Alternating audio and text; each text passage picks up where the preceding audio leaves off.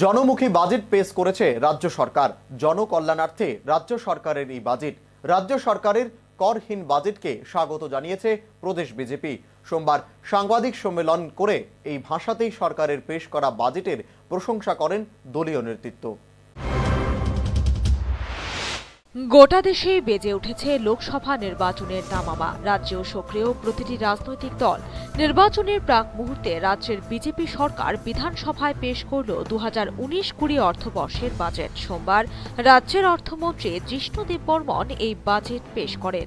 রাজ্য সরকারের এই বাজেটকে স্বাগত জানায় শাসক দল। প্রদেশ বিজেপির পক্ষ থেকে সাংবাদিক বৈঠক করে দলের মুখপাত্র নবেন্দু ভট্টাচার্য জানান, এটা জনদরদী সরকারের জনমুখী বাজেট। মানুষের কল্যাণার্থে সরকার এই বাজেট প্রকাশ করেছে। জনদরদী সরকারের, জনকল্যাণকামী সরকারের জনমুখী বাজেট। নবেন্দু ভট্টাচার্য দাবি করেন, বিজেপি সরকারের জামানায় রাজস্ব আদায় বৃদ্ধি পেয়েছে 25%। নেতৃত্বাধীন সরকার ক্ষমতায় আসার পর, দায়িত্ব নেওয়ার পর এখনো 1 বছর পূর্ণ হয়নি, কিন্তু তারপরেও দেখা যাচ্ছে আমাদের যে রাজস্ব আদায় তা ব্যাপকভাবে বৃদ্ধি পেয়েছে, প্রায় 25% বৃদ্ধি পেয়েছে। এই ধরনের বৃদ্ধি। বিজেপির মুখপাত্র নবেন্দু বলেন, বিধানসভা ভোটের সময় বিজেপি প্রতিশ্রুতি দিয়েছিল সমস্ত যুবক যুবতীদের স্মার্টফোন দেওয়া হবে। বিজেপি শীঘ্রই এই প্রতিশ্রুতি পালন করবে।